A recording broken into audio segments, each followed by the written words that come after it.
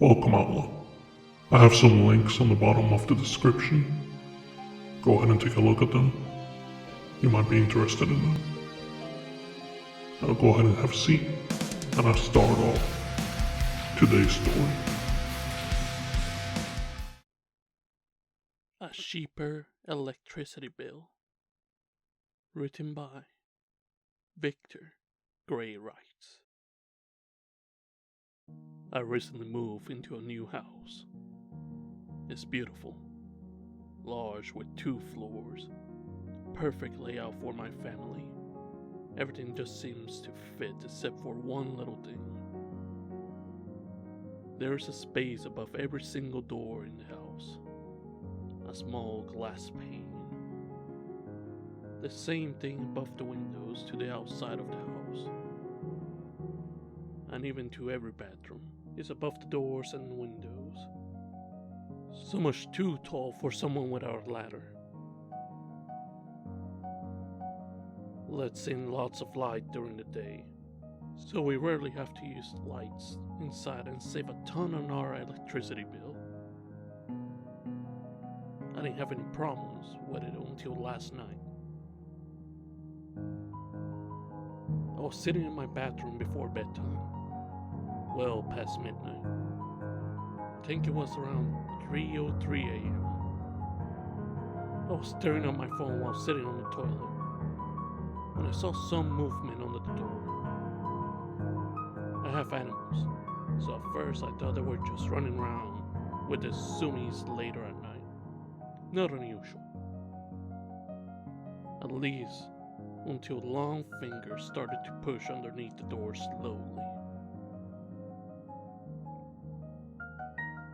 I thought my wife was playing with me, trying to scare me, until the fingers stretched well past a foot long, more than 6 joints in them, as they started to trail and tap across the floor. Thought I was hallucinating. I hope I was, once the fingers tried to move upwards, seeming to try to move into a position to pretend to walk across the tile. The fingers started to break and bend against the bottom of the door, blood spurting outward and staining the white paint. I recoiled at the smell of rotten garbage emitting from the finger wounds, and happened to glance at the top of the glass. There was a human-like face staring at me.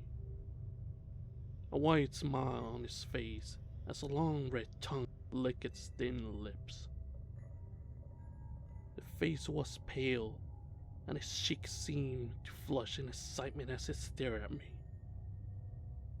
Its small nostrils flaring and fogging the window glass. Its eyes were large like an owl's and seemed to grow wider as it stared at me. I heard a muffled voice through the door. Please open the door.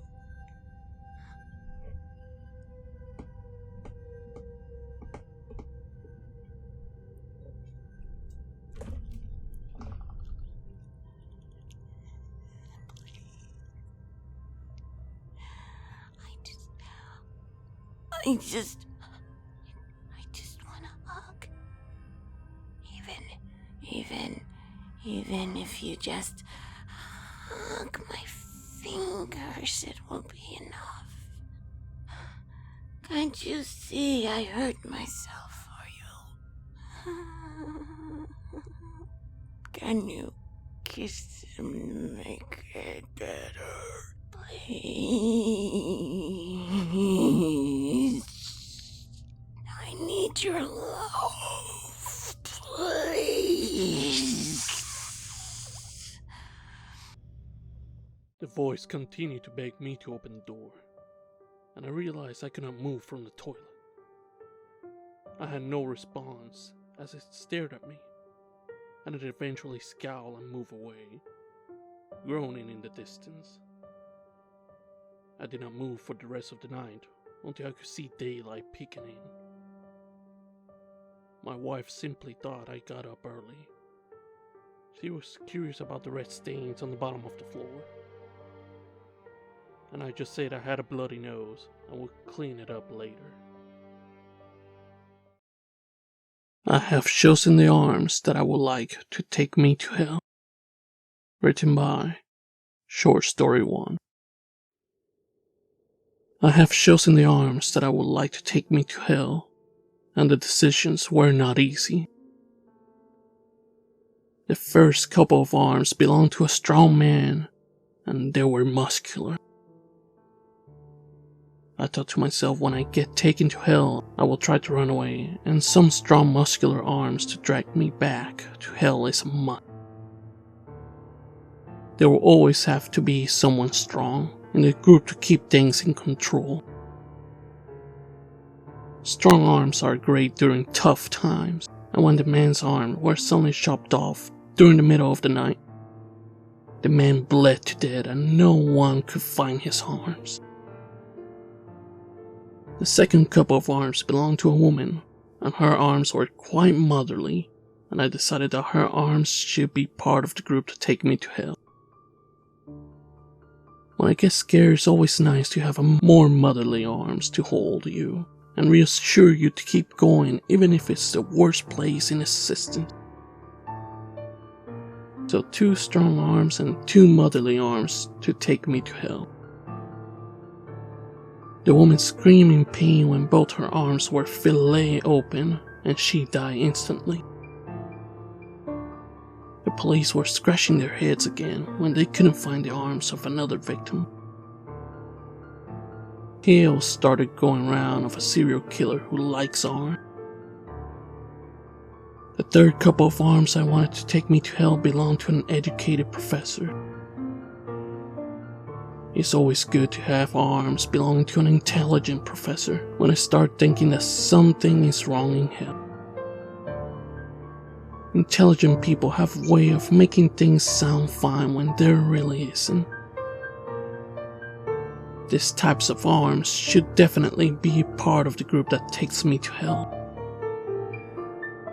The professor was busy marking papers when he felt his arms painfully coming off. He screamed exactly like how I would scream down in hell.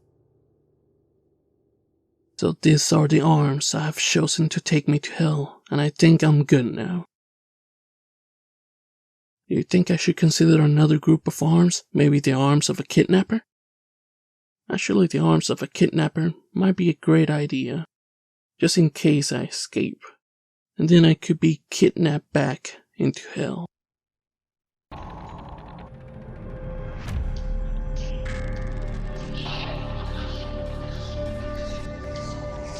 And that's today's story, Outlaw. Be safe out there. And like always, I see y'all on the wayside.